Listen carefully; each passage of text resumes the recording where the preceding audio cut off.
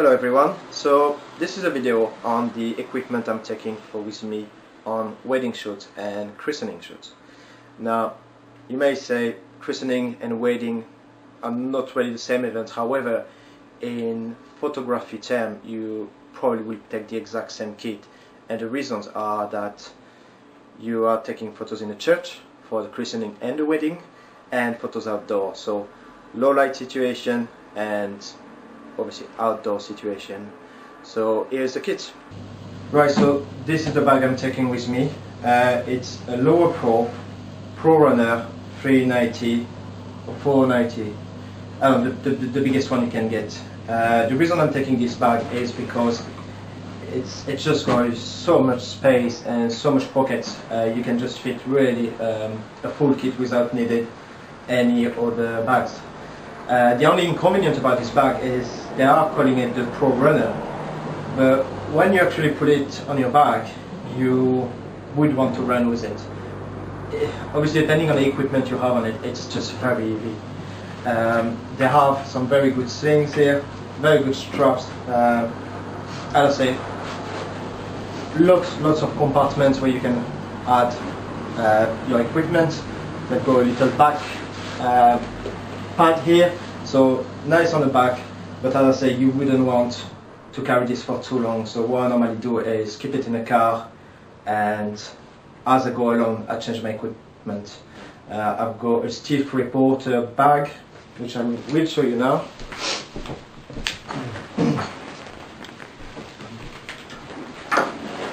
So that's the stiff reporter by Lower Pro again, much smaller, much more compact, much easier to carry. Obviously a little more portable, so you can put less kits in there, but much easier when you're running around between location. And then this one will still in a car. So put this on the side. Now in this pocket here, which is the back pocket, as you can see there is a back pocket where you can put a laptop or an iPad, for example, like I have here. I use this especially on weddings, not too much on christening yet. The use of the iPad is when I take photos at the church, I would normally download, let's say, around 20 to 30 photos I've taken, which I think are good to actually show to my clients at the reception. So on the way from the registry office or the church to the reception, download 20 to 30 pictures that I can then display at the reception. My clients absolutely love this idea, and this has been very popular with my services. Now, the front compartment has the first pocket here where I keep a double strap, which is from Quick Strap. I think it's got a little Q here, which is not the Black Rapid, the original Black Rapid. This didn't cost me much, and to be honest, it's good enough for me. So this is where I keep the strap over here. Now in the main compartment, so I have first another strap, which is a Black Rapid single. I think it's the SU7 or SR7, something like that. Anyway, it's got a 7 into the model. But amazing strap, really good. So easy to carry your camera. The only downside, I think, is that the sling is a bit short. I'm not that tall, but for someone who's taller, over 6 foot, I think that would be a bit of an inconvenience, because you'll have the camera literally standing over here. But good enough for me. So that's the straps I use. Cameras. So as my main camera, I have the Nikon D700, which has a battery grip.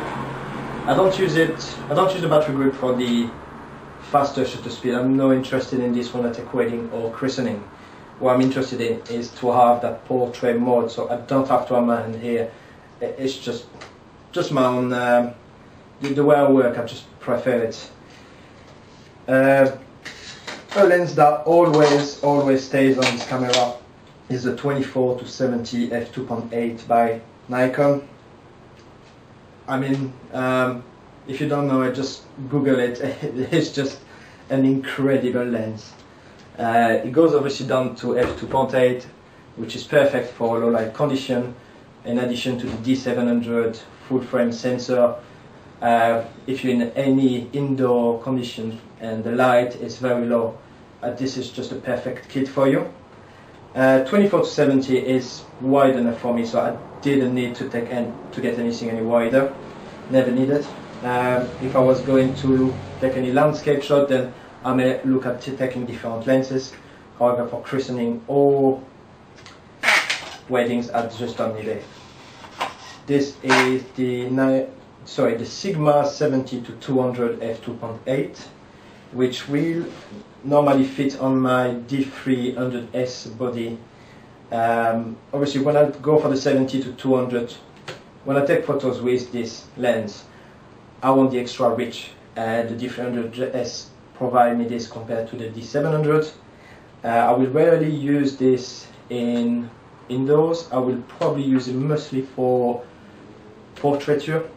Go a bit far away, put the lens to about 105 to 135 and take beautiful shots with nice bokeh at the back. Excellent. D300S crop sensor, so not as good as a full frame camera when it comes to the noise and high ISO, but again, you can make some videos if you wanted to during the wedding or the christening. I've had this camera for over 2 years now and it's just sublime. You can actually go up to 7 frames per second, and with the grip go up to 8 frames per second, but again, I will only really use the grip and go up to 8 frames per second if I do any sport photography, which I do quite a lot as well. The D700 will stay home if I go and take sport photography. This is an amazing sport photography camera. On the other hand, I have the 18-70 f3.5 by Nikon. Cheap lens, very sharp, very happy with it. It's compact, it's lightweight, and this is an excellent backup if anything happened to my 24-70. I've got the 18-70 to go onto it. Obviously, if this would have happened, the D700 will then be put on the side, and the D300S will become my first, my main camera. Lighting gear, so I've got a Nikon SB900. This diffuser stays on 99% of the time. I rarely take the diffuser off. I just like the way it spills the light and you get this nice and softer light. I always try to bounce the light against the wall, or always try to diffuse the light, never direct flash. I have also a power pack for the SB900, so recycling time will be quicker. The famous spuds. Well, the spuds, it's just cleaning cloth, and it's just brilliant. The quality is very good. Fits anywhere, and always handy if you get your camera a bit dirty or if it's raining outside. The rocket by Gitsu. I've got a 50mm f1.8 that I rarely use. However, I can be on the normally if I'm in a church or in the registry office, I would have my D700 with the 24-70 and my D300S with the 50mm. Why would I have these two kits? Well, the 50mm goes down to f1.8, so huge aperture, lots of light coming in, much faster if I need that extra speed.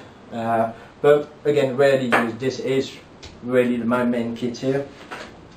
A remote release, which I've never used for wedding or christening, and business cards,